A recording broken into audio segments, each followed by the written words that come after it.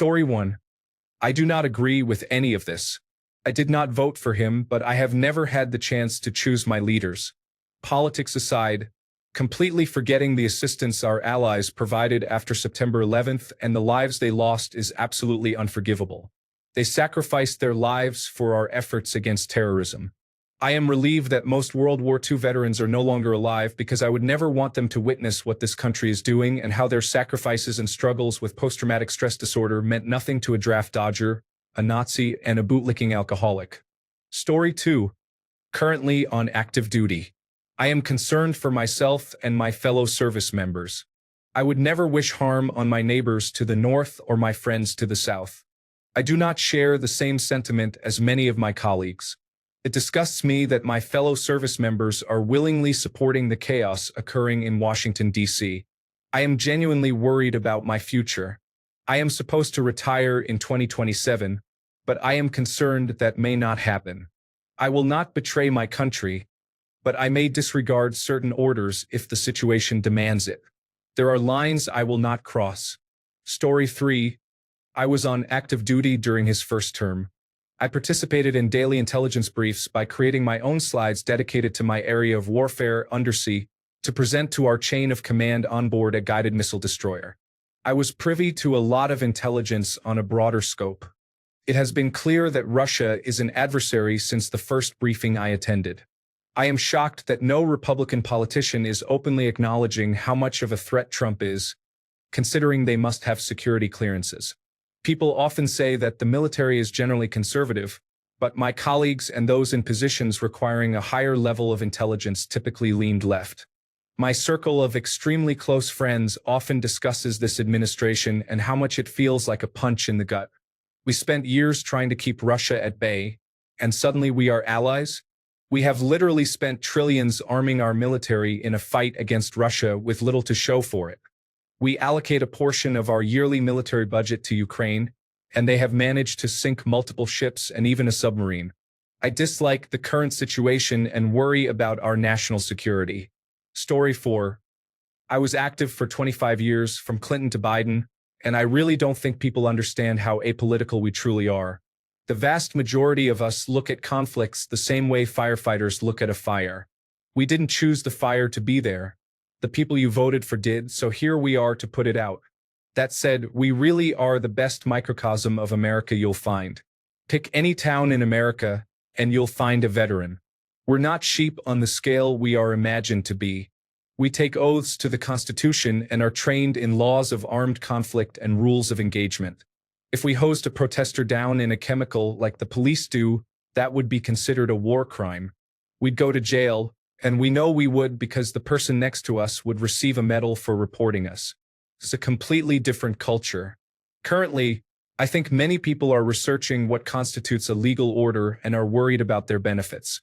Mexican cartels being designated as terrorist groups might lead to a military response, but I don't see countries invading one another. Story 5. A few dedicated supporters of Trump in my unit make it difficult for me to work with them. The amount of misinformation they spread is overwhelming.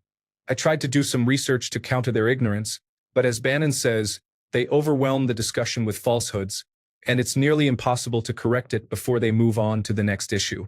I'm just waiting for things to fully escalate. Story 6. I am currently out, but I was present when Donald Trump was first elected.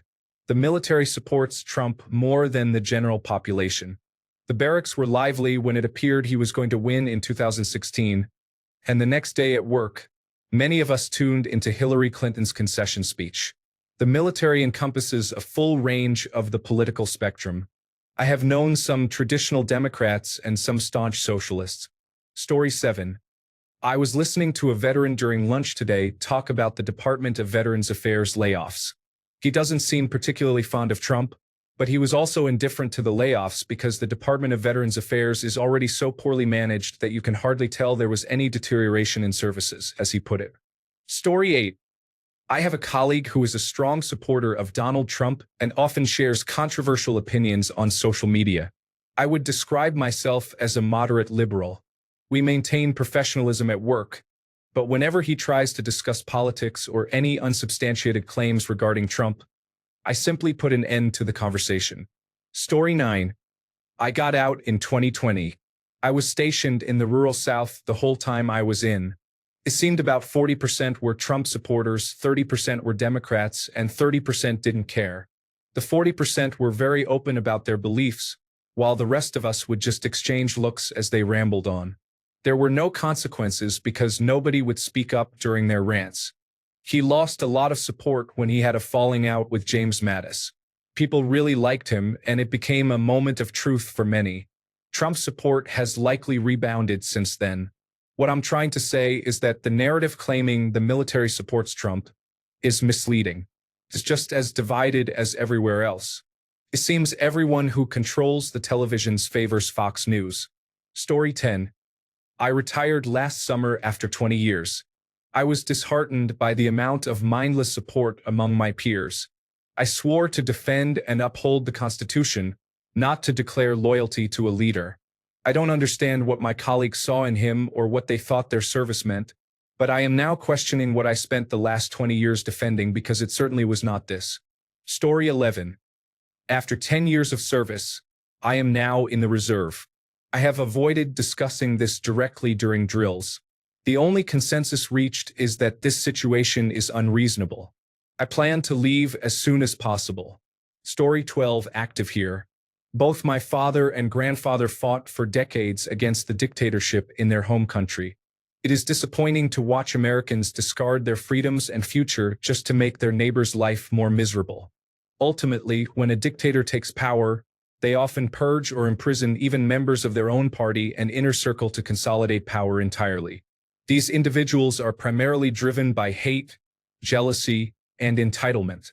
They believe they will be part of the winning group and benefit from the suffering of their fellow citizens. Story 13. I have been active throughout the entire Obama administration, literally days before he was inaugurated, and continue to be so now. In short, there is no consensus among my colleagues and me regarding former President Trump. To elaborate, there is more expressed unhappiness, uncertainty, and concern from people I assume lean conservative but are not diehard supporters. The diehard supporters, along with those who are maliciously cruel or willfully ignorant, continue to support him. Or at least they do not care what else is happening as long as a Democrat is not in charge. My observation is that cultural and deep state rhetoric has been extremely effective in convincing a large number of people that any outcome is preferable to what they perceive as leftist authoritarianism, a threat I believe is fully imagined. Regardless, those who were previously anxious about how we might fare against Russia and China just 4 years ago, largely due to the comparison between Russia's propaganda and our commercial featuring a soldier with same-sex parents, are now fully supportive of a man who, in simple terms, seeks to align himself with those powers. I have seen their opposition to support for Ukraine shift from, "I don't like how they also use deceptive propaganda. Ukraine is very corrupt. We shouldn't give them money," to supporting someone who claims Russia was justified in its invasion.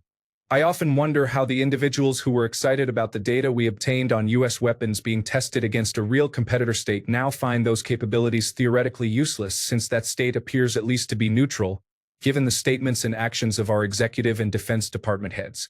Story 14. Active. I think it's about the same as the general population. Some are very concerned, while others have blindly bought into misinformation again. Story 15.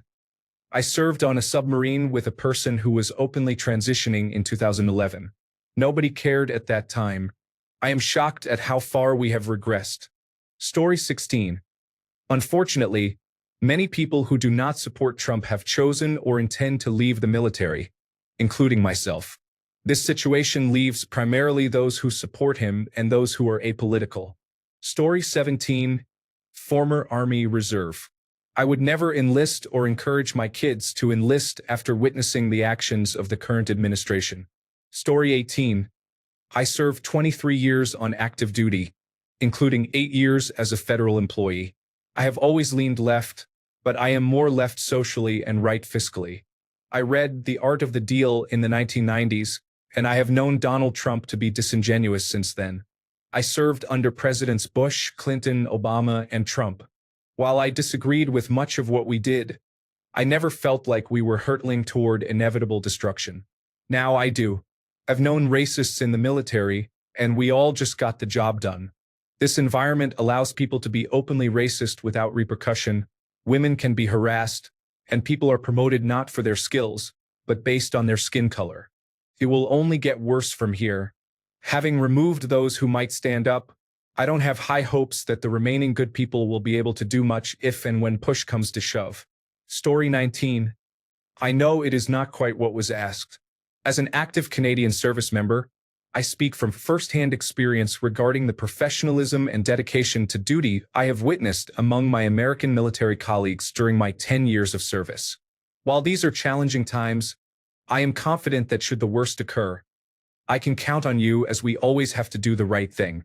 We know who the adversaries are, and it is not each other. Story 20. Not active duty anymore, but I asked a few old friends over the weeks. The general consensus was that it is alarming how many people do not see a problem. Granted, my friends, who are now close to retirement and senior non-commissioned officers, joined when the idea of service to America was still on people's minds. We all had grandparents who served in World War II. The lower enlisted members tend to gravitate toward populism because they are young and impressionable, which is why they joined in the first place. It is the older individuals who are enthusiastic supporters of Trump's agenda, and that is the concerning part, as those are the men and women who could become obstacles. Trump is systematically removing general officers who would have refused orders and provided the blunt truth. He disliked General Milley for a reason, he had grievances with Secretary of Defense Mattis for a reason, he removed General Brown for a reason, and he appointed a field-grade officer with minimal strategic experience and a desire to align with Trump as Secretary of Defense for a reason. If needed, it will be captains, majors, lieutenant colonels, and non-commissioned officers who hold the line, if there is any line left by then, and it will also be the reservists and National Guard members who think critically.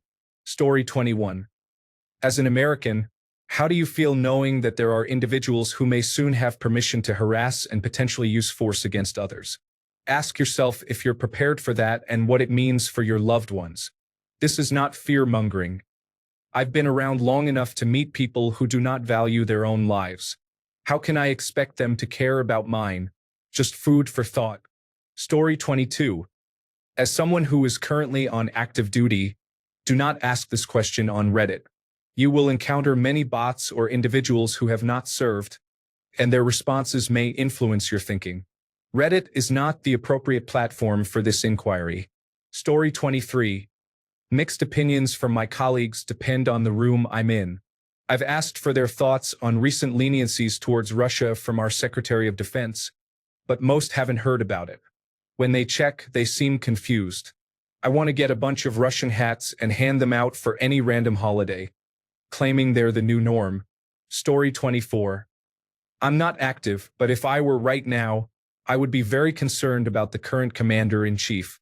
I would be worried about him manipulating the military to turn on American citizens, which is a very real possibility given how he speaks. Story 25. Asking the obvious question, why isn't the military actively discussing the fact that the commander-in-chief works for Russia? It's disturbing that this sentiment isn't at the top of the comments. If this post is anything to go on, the United States is finished. Story 26. My husband is in the reserves and has been considering going active duty for the past couple of years. We are both concerned that we are heading toward war, but I am more worried about my uncertainty regarding which side we would be on. Story 27. My wife is a psychologist and therapist for the Department of Veterans Affairs. The treatment she is receiving from the organization is unacceptable, and many individuals who are irreplaceable, such as psychiatrists, are leaving.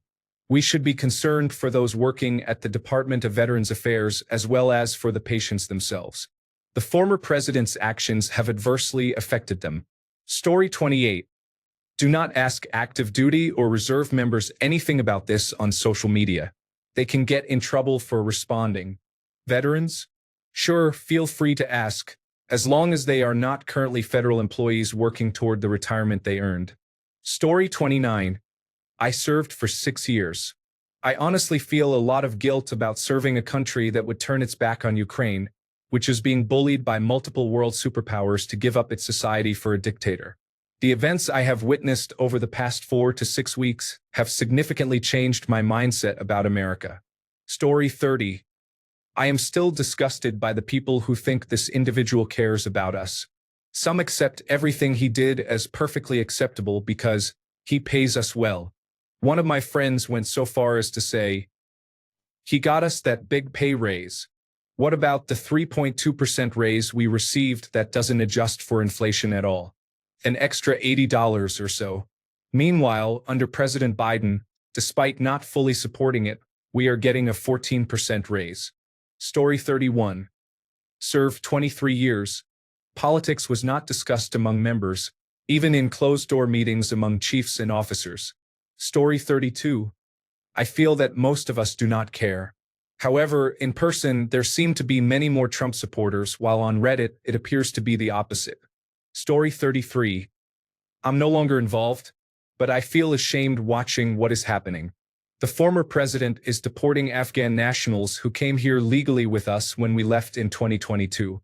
He wants to deport Ukrainian asylum seekers and is flagging potential diversity, equity, and inclusion forced photographs from military history, which includes images of Black, transgender, and gay service members. He has damaged relationships with all our allies, halted cybersecurity efforts, and blamed Ukraine for starting a war when they were invaded. The list goes on. The only thing I agree with is his stance on the Mexican border and targeting cartel members. Everything else is a mess. Additionally, his budget cuts to the Department of Veterans Affairs directly affect me. Recently, my scheduled therapy appointment was pushed from 90 days to 6 months.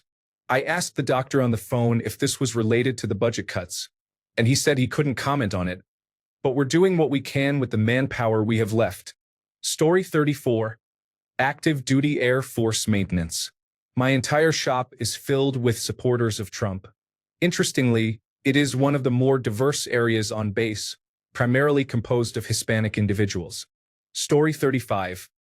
I served for over 10 years and have stayed in touch with many friends who are now long-term members, serving 20 years or more. All are senior non-commissioned officers at this point, which is an odd thought since we knew each other when we were lower enlisted and getting into trouble. It's a mixed bag, and most of them keep their opinions largely to themselves, which makes sense given how political the upper ranks are concerning career advancement. One of them is a staunch supporter of Trump and openly shares her opinions, which is expected since it's safe to do so now. She has directly stated that any service member who doesn't support Trump or his policies should be expelled from the military. As for the others, I can read between the lines and understand their positions. There's a lot of coded language and contextual cues, sort of an insider's understanding. That said, I've noticed many questions about dissent within the ranks or whether people are willing to defy a direct lawful order from the president. To that I say, don't hold your breath. I don't have the capacity to explain all the ways in which this perspective is misguided, except to point out that during the previous administration, we were directly facilitating a genocide in Gaza, the most morally reprehensible act we could engage in short of committing it ourselves. Only one service member, Aaron Bushnell, did anything materially relevant about it. I'm sure many people did not support Biden assisting in the killing of children, but ultimately, they kept their heads down and remained within the guidelines of Department of Defense-approved social media conduct to protect their careers. You need to reflect on that and what it signifies. We're not heroes. We are simply people trying to make a life for ourselves, enjoying the benefits of service such as housing, education, healthcare, and escaping poverty. The rest is just window dressing we tell ourselves to feel significant. No one is coming to rescue you. You will have to do that yourself. Story 36. Active duty makes me feel more and more depressed every day. I receive constant emails about new executive orders being signed and how they will impact us negatively. However, at the end of the day, we remain apolitical while on duty and do our best to accomplish the mission. I took an oath to defend the Constitution against all enemies, both foreign and domestic, and I will uphold this commitment for the duration of my service. Story 37. I believe he is an active threat to the Constitution and the American people. We must stand to remove him at all costs. Story 38. I am Canadian and have a great deal of respect for you, United States soldiers. My cousins served with you in Afghanistan, and my grandfathers served in World War II. Serve your constitution, not just the leader. Respect to you all for your service. Story 39. I am grateful I am not serving under him. I would have a very difficult time not rebelling against his unconstitutional orders. Story 40. Overall, things are stable for now. The period from 2020 to 2022 was particularly challenging due to the COVID-19 pandemic, the early stages of the conflict in Ukraine, and ongoing tensions in the South China Sea. However, at this point, operations feel much like they did during the first term of the previous administration or even earlier, such as when the United States was engaged against the Islamic State under the previous president. While global situations are always evolving, the reality on the ground is often less dire than how media or online discussions portray it. Challenges exist, as they always do, but it is not an unprecedented crisis. For now, it is business as usual. Story 41. My extended family is heavily involved in the military, although I am not. Half of them currently on active duty or retired have always disliked Trump. The other half, who are retired, were strong Trump supporters and now seem reluctant to discuss it. I believe everyone has expressed some concern about the military health system, but honestly, they are so accustomed to the inadequate care they receive that it feels like nothing new. Story 42. When I was on the Nimitz, a few other sailors and I walked around taking down his picture from command listings. It happened so often that the executive officer came on the intercom and yelled at us to stop. But we didn't. There are a lot more left-leaning people in the military than you might think. In my experience, the higher the Armed Services Vocational Aptitude Battery score. Story 43. My comrades, who I was close with, support Trump, and they are all in the 13th series or artillery, so there is a reason they do not need good Armed Services Vocational Aptitude Battery scores. Anyway, I find that those who are not supportive, especially within my leadership, are mostly Democratic and liberal. We are in a blue city, and we haven't even changed our commander-in-chief photo from Biden's last portrait. I feel mostly secure relative to other platoons because I know they will ensure we uphold the Constitution and not just blindly follow orders, especially not illegal ones. I do have an equal number or more of comrades who cannot stand Trump, though. Story 44. Trump being elected president, regardless of his public actions, will not affect the United States military's readiness to oppose Russia, gather intelligence, and utilize our resources to maintain vigilant oversight. China poses a greater active threat to international security and the United States. I am no longer on active duty, but I have read many of these comments, and one worrying theme emerges. Many seem to believe that now that Trump is president again, the United States will stop regarding Russia as a threat or working against them actively. None of that will change. While he may be more willing to negotiate with Russia, that does not affect our military's ongoing surveillance and operations in the Pacific Ocean, along with other intelligence work that cannot be disclosed. The fact is, Russia is not a serious threat to America. They are unlikely to use nuclear weapons, as that would lead to mutual destruction. We will continue to monitor them and manage their threats through military means, intelligence activities, and other resources. China is the more significant threat to international security. China operates more discreetly, while Russia displays its aggression openly. China has plans to take back Taiwan when the opportunity arises. Allowing that would signify a willingness to concede territory that does not rightfully belong to them or is intended to remain independent. The United States military has been preparing for a potential conflict with China for nearly a decade. In summary, the political discussions and public opinions often represent only a small fraction of the real story. Many get overly focused on these surface-level narratives. During my time in the military, although I will not specify my exact role, I was involved in countering Russian ambitions. They have always been the enemy and likely always will be. However, they are not the biggest global threat. Although I dislike our president's close dealings with them, it does not alter our readiness to confront them should a more significant crisis arise.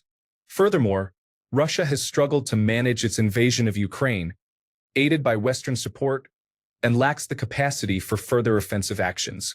I understand that expressing views on platforms like Reddit that contradict popular or emotional opinions can be unpopular, but I do not mind.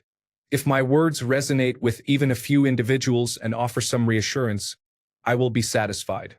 Ultimately, my motivation for sharing this perspective is to highlight the reality that many allied nations, including the United States, Canada, the United Kingdom, and France, maintain plans for potential conflict with one another. Given that we have been preparing for an adversary like China, we must be ready. Additionally, the United States military remains significantly more advanced than any other military in the world. Story 45. I am active duty Navy and a woman. I currently work at the command that handles diversity, equity, and inclusion for the Navy, as well as the Office of Women's Policy. It has been disheartening to witness changes within the organization. I watched our first female chief of naval operations be dismissed, supposedly for lacking experience, but we all know it was related to her gender. I am also retiring this summer and feel nervous about the Veterans Affairs matters and job prospects, but not enough to reconsider my decision. Overall, I have strong feelings about that situation. Story 46. Unless they support the current administration, this is not something any active duty or reserve individual should respond to. The communications are not secure. Story 47. I wonder when military leaders will begin to uphold their oath to protect the country and the Constitution from internal threats. It is clearer than ever that the current administration is intent on dismantling what has been built. There is no regard for the rule of law, and our allies, who have upheld the global order for 80 years, are being disrespected. The current actions are detrimental to the future and could give significant advantages to China. Story 48. I believe that anyone who knows their history is familiar with the Nuremberg trials. You swore an oath to support and defend the Constitution of the United States against all enemies, both foreign and domestic. You did not swear an oath to a tyrant. If everything goes completely wrong, I firmly believe it will be you brave men and women who will liberate us. Story 49. I am not personally military, but I live in a subdivision that is largely filled with retired military families. There is not one United States flag displayed on anyone's house. This is highly unusual for our neighborhood. Story 50. Disgust, fear, and anger. I consider myself a progressive person. Most of my colleagues can be categorized into one of the following groups. 1. Apathetic. I don't even follow politics. Unempathetic. As long as it doesn't affect me or mine, I don't really care what the president does. Supporters of the president. He's doing the right thing. If the Constitution says otherwise, then the Constitution is wrong. This last group disturbs me. We swear oaths to uphold the Constitution, not to the president. A few of us pay attention and possess enough empathy to be deeply troubled by what is happening. What I currently fear most are unconstitutional orders. The president disregards the Constitution, and it is troubling to see others support that. Since my coworkers largely belong to one of the three groups I listed, I worry they will comply with illegal orders, either out of ignorance or blind loyalty. I've raised this concern multiple times with my leadership, asking if there has been any discussion on the matter. So far, there has been nothing, and they look at me as if I am crazy. I would appreciate receiving an email from my unit commander, reminding everyone of our oaths and emphasizing that we must refuse any unlawful orders. Instead, there is only silence, which is deafening and terrifying. Story 51. Hello, shipmates. Please be very careful when responding to this as a service member.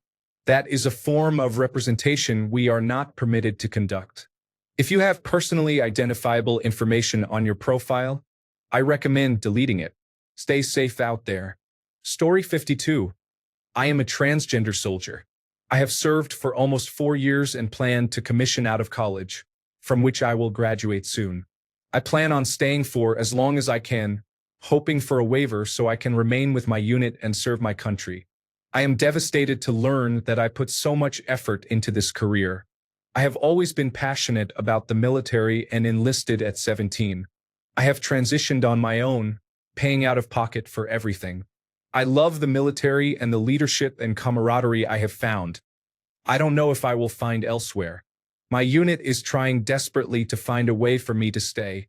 I really hope my message changes someone's mind about my service. I am just like all of you, especially those who have served. I pray I can keep my job and career. So this is extremely disappointing now that they have moved forward to discharge us.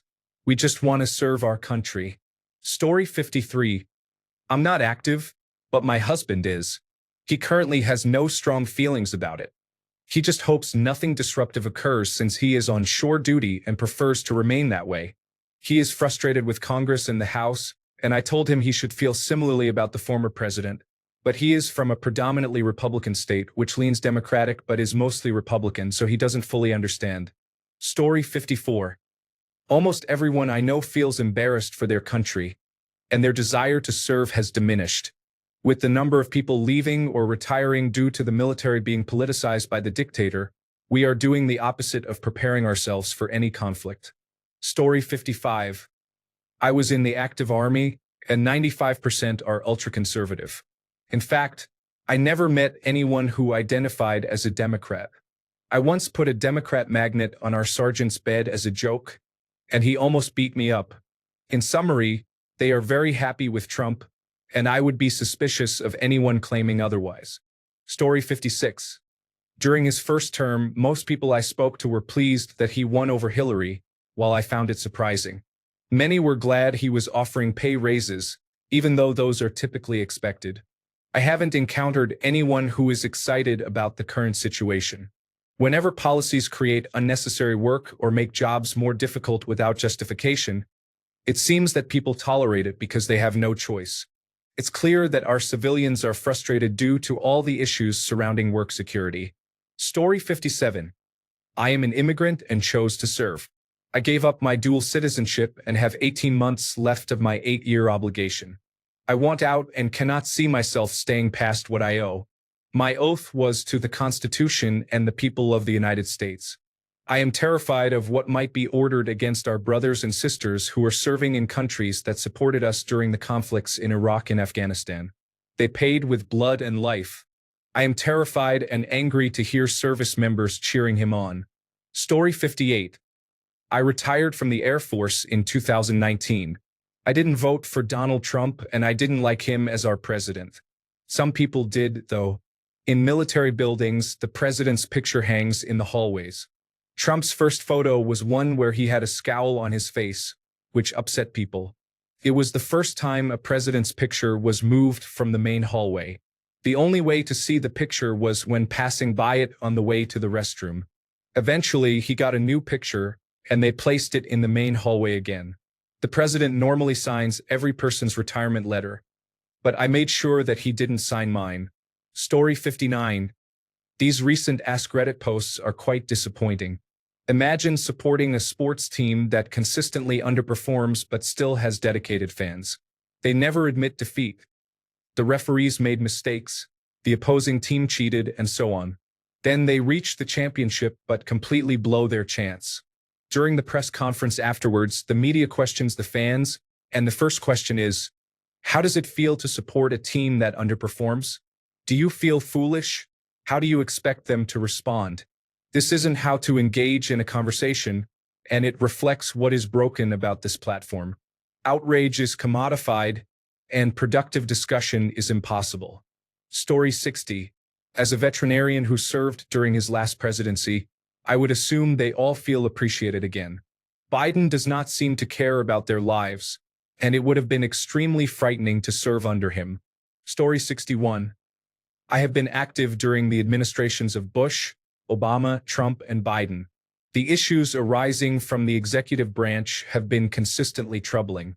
While the nature of these issues may vary and some may be presented in a more favorable light, they all reflect significant problems. I am certain there will be chaos, just as with previous administrations, but it will eventually stabilize and shift in a different direction within 4 years. I serve the Constitution and the American people, not individual politicians. Story 62. I was active and am now 100% disabled. My main concerns are the quality of care I will receive with the cuts to the Department of Veterans Affairs and the reductions in benefits. Additionally, I am worried about the weakening of our armed forces, breaking deals with other countries, and ongoing tariff disputes. There are threats against Canada, Panama, and Greenland, as well as a troubling relationship with Russia and threats towards Ukraine. Now there are discussions about leaving the North Atlantic Treaty Organization again and pulling troops out of Germany. Does Europe need to do more to defend itself? Absolutely. However, we should not leave them wondering who the greater threat is, us or Russia. Story 63. Active duty 14 to 25 is still ongoing. To be completely fair, I have been researching lawful orders extensively. The military is definitely gearing toward a near-peer conflict that will not be fought by trying to find specific individuals and engaging with units of a force. The military is large, though. I had a senior non-commissioned officer state that Russia should simply take Ukraine, likening it to Texas leaving the United States. My direct response was, "So you would be okay with killing fellow Americans because Texas was part of the United States?" He honestly replied yes. Some people are still influenced by disinformation or misled by certain mainstream media. I have been in intelligence for over 10 years. My sources are all unbiased, and I can tell you without leaking information that Russia is not our ally. I am concerned about the dramatic shift. The Russian people are not our enemy. It is the regime in power that poses the threat. I miss the days of peace, but we all know what happens when you are just following orders. It's a wild time right now. Story 64. Most enlisted males are excited about the prospect of Trump 2.0.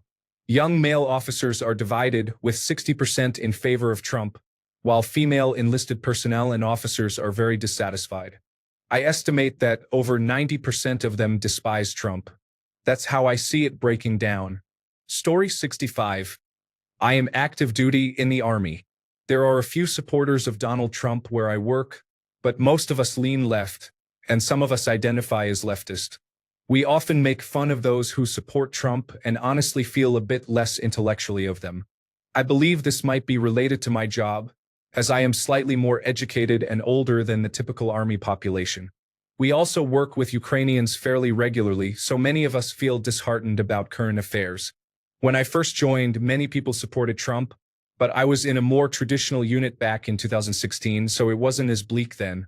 Thanks a bunch for sticking around till the end of the video.